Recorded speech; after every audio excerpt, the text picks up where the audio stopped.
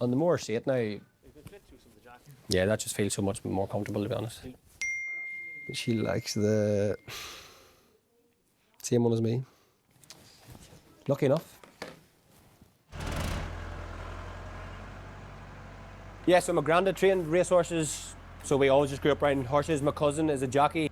Horses probably, when I was younger, was number one, and then probably when I got 16, started getting into football. So it sort of got a bit more probably serious, then got on the Tyrone minor team. We were too busy playing football to be involved in horses. So when I went away when I was 18, so I got scouted to Australia from playing for Tyrone minors. I was lucky enough, the fella that took me in was the fella that scouted me. So stayed with them was supposed to stay there for 3 months and stayed with them for about a year and a half. And lovely people, we're supposed to come to my wedding next week or 2 weeks' time, but his son's having a baby the same day, so we can't make it now. Played for Essendon for 6 seasons, and then sort of was ready to come home, and then COVID hit. I think I retired in 2020. Were you homesick? Yeah, I had homesickness every year. I still struggle with homesickness. As soon as we finished, I would always be home the day after, like for as long as I possibly could be. So being a home bird and always probably will be.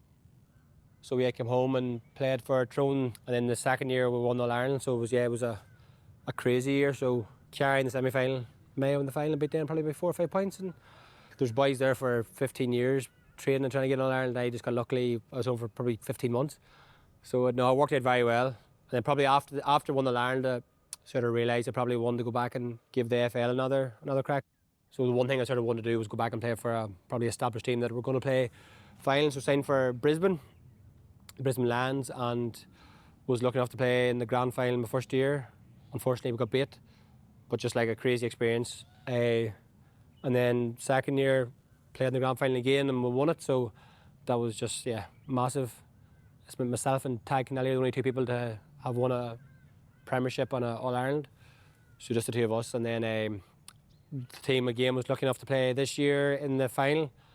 And unfortunately I didn't make it to the team, but it's 3 years in a row to be in a final is just, it's crazy. Like, so again, I didn't grow up probably loving Gaelic football. I was always into horses more so, but obviously grew up probably more so from mum and dad. Like mum just lives for club and county, and to come home and win All Ireland was just crazy, because like after you win the game, you walk around the Croke Park and you sort of know, not everyone, but you know a lot of people, because everyone's from your local town. And the next couple of days in the pubs and stuff, it was just local people coming in that you spent your daily day with anyway, and just it gave like the local community such a big lift. So it was crazy. Myself and my friend, we were in the pub in the Moy. It was just called Christmas and COVID, just pubs got closed. So we said we'd go to Dubai for 4 nights instead. So on the way over in Dubai, was walking through the airport and sort of bumped into Amy. Told her I was lost, and she sort of walked around with us for a while, and then sort of talked to her probably for 5 or 6 months, and then she moved home and caught up again, and now we're getting married.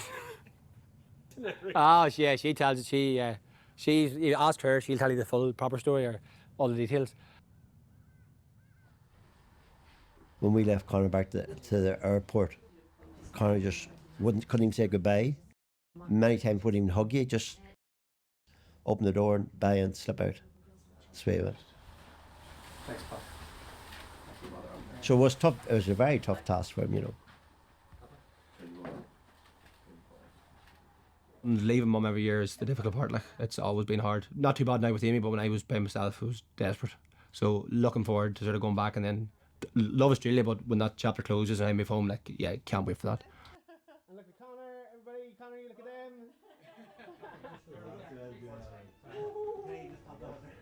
Come on over here, lads.